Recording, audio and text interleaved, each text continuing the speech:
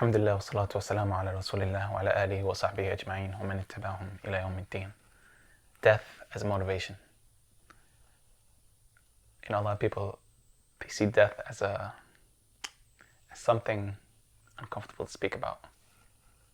Try to avoid it.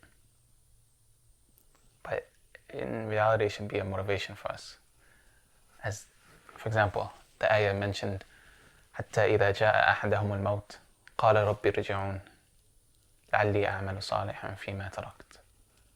Allah says, He's quoting disbelievers who disbelieved in Allah in this life, and in the next life, this is what they will say when they're dead, when they're in hellfire. Oh Allah, bring us back to this life that we're living right now. لعلي أعمل صالحا. Perhaps I may do a good deed, a righteous deed, from what I left off in this life. Another hadith, Allah, the Messenger of Allah, he says, أكثر من ذكر هادم اللذات. Increase the remembrance of the destroyer of pleasures. And what's the destroyer of pleasures? It's death, obviously. Because once you can mention, think about any pleasure, either whether it's good or bad, halal or haram. Think about it and remember death automatically. I'll just kill it. I'll kill it in your head. And thirdly,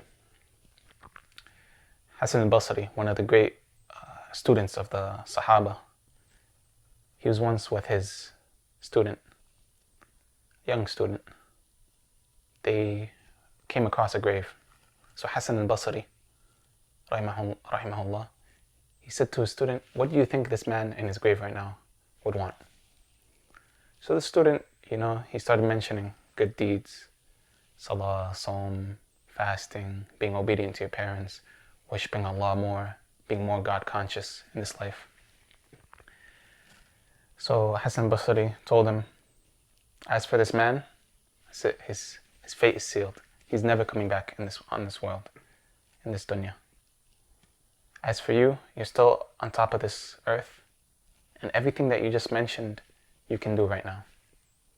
Look, we're either going to be, as one of my teachers said, you're either going to be a good example when you die, after you die, or you're going to be a bad example. People are going to tell you, oh, be like so-and-so. Be like so-and-so. People are going to talk about you. Be like so-and-so. Be like so-and-so. People are going to also talk about you. They're going to say, don't be like that man. Don't be like that man. Or another part, you won't even be mentioned, aslan. Okay. You're just going to be another soul that lived in this life. You didn't produce anything of value. So it's up to us, we're in this life.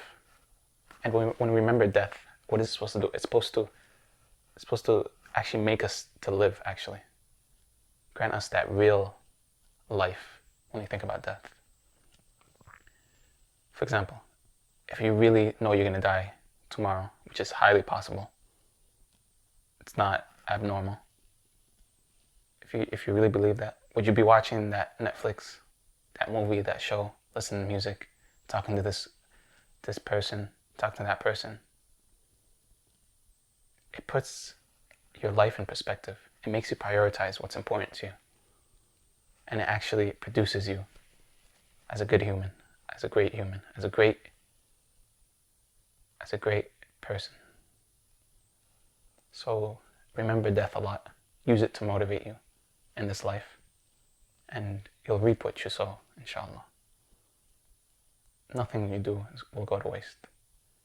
And you'll need everything. All these good deeds that we have the opportunity to do right now, we're going to need them when we're in our grave on the Day of Judgment, 50,000 years long.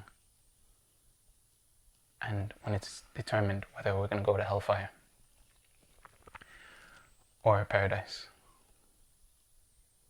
Wallahu a'lam.